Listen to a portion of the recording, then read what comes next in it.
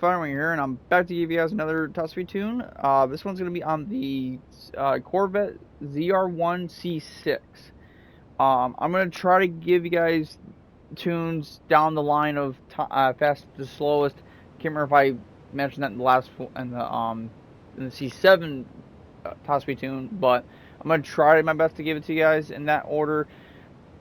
Some of them may be altered as I post them because I, find something new about it and it now goes faster and stuff like that. So that's the main reason why the C7 is kind of weird, because I found that out like maybe 20 minutes before I recorded that video. So it was kind of already out of order at that point. But I'm going to try to give you guys the best I can for fastest to, not exactly the slowest, but like in top speed wise.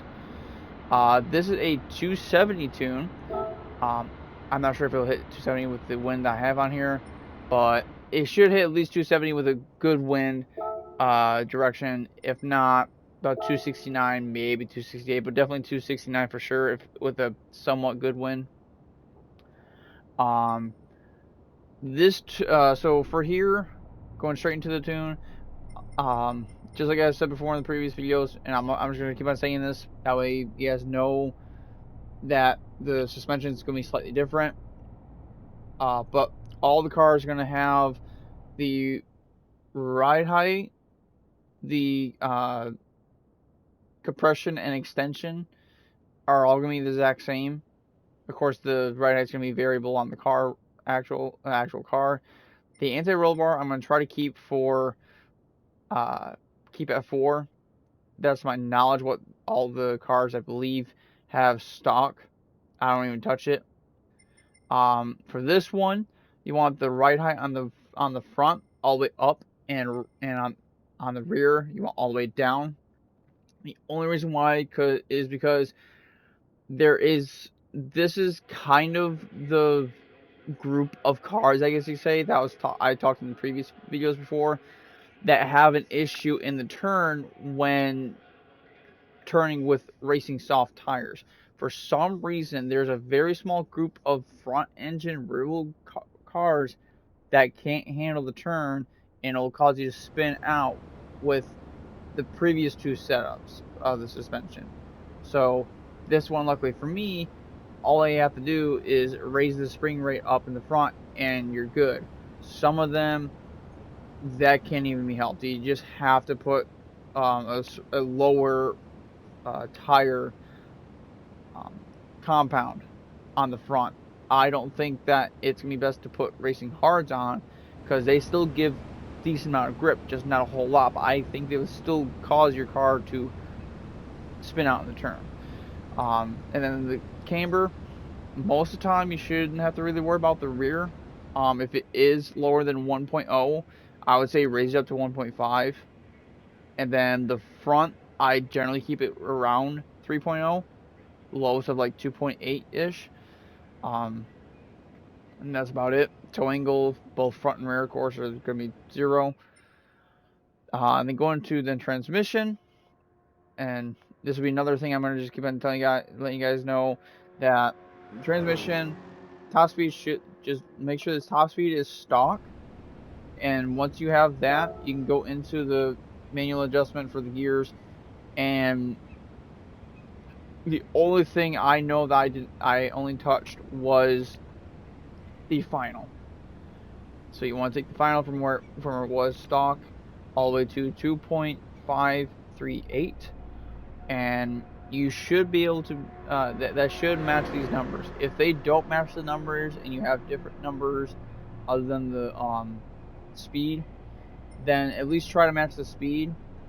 Like if you're not running 540 on 6 gear and you're actually running like 533 at 0.755, then just readjust that to make it to where it will hit the 540, because that's where you're gonna hit the sweet spot for the speed, and that'll definitely give you enough gearing room in the gear to hit a higher speed in the draft and with NOS. I'm pretty confident with NOS most likely hit 300 with a lot of the cars that can hit 270 or at least close to 270. But of course that's not gonna be for that long because you're gonna be wasting a lot of your NOS. But in the draft, you should hit about 280 to 290 ish, depending on the car in front and behind or behind you, depending on how you're on bump drafting. Going straight into the track real quick to let you guys see the top speed for yourselves. A lot of cars are that I had ordered that have in order after the Corvette have changed, quote unquote, because of new adjustments and all that stuff that I had put on. I did with them. So there's gonna be cars that I'm imagining not a whole lot of people know about. Some people may know, some people may not know. I'm not sure. Now with this, I'm pretty confident with this one. Sadly, I think you would have to have it in manual. This is probably one of the very few cars that I will be running in manual in order to get this gear. If you guys are running automatic and you don't like, I'm gonna shift right now. Probably, I imagine this is I imagine it is. But if you guys can't hit top speed or either in the gear that I'm running, because it's not shifting to the next gear, or shifting too early, should I say, then the only thing I would say is to readjust the gearing. Obviously, as you set up. If you have automatic, then that's on you. Everyone runs 50 feet. I know that's I know that for a fact. Not everyone, I'm pretty sure, doesn't run all the way around, but some people run automatic. So I would just say readjust your gears to that way you can either not shift, or that way you guys can't. Again, it depends on what setup transmission setup like for you guys. Gives me like the new phone and a couple other stuff. This one shouldn't be long enough. This is a 5-gear setup, so you have plenty enough room in the 6-gear to gear out.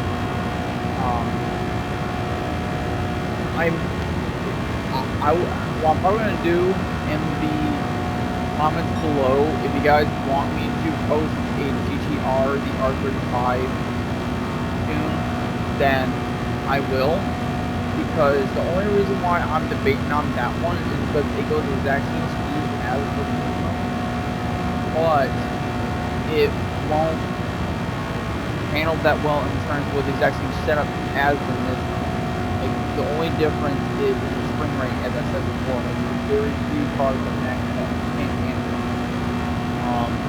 Now, as you can see here, as I stated before, on the track, that depending on how your speed, not speed, but how the direction of the wind, I may actually be hitting the 270. I know the 270 with a good direction of wind, not strictly in line with the track, but relatively in line with the track, you should hit 270.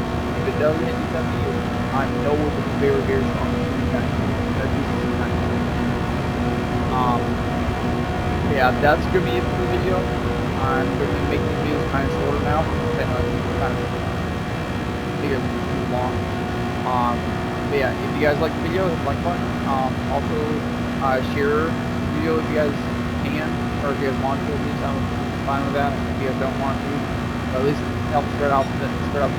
That way, everyone's running in the relative same group of speed of cars, because there's a lot of cars that can hit these speeds.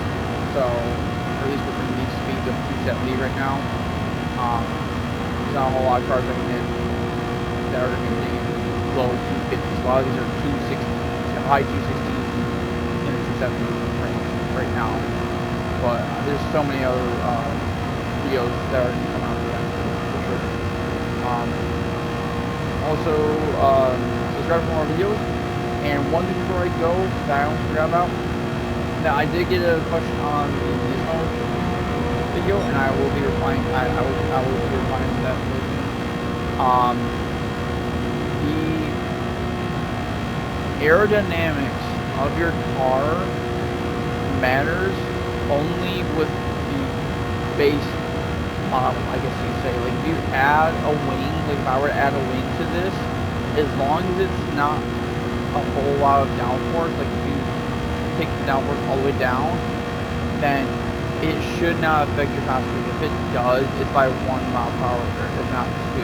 It's not a big difference. The Nismo, the reason why I went that speed knot in that is because I realized that I had put, I believe it's called the dipper, the rear part you put on it. That will slow down your car.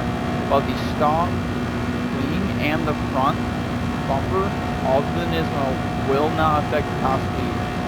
Matter of fact, you can take the wing off and it still won't affect the top speed, which is kind of weird, but that's how they have the basics on there. So, yeah, that'll be it. See you guys in the next video.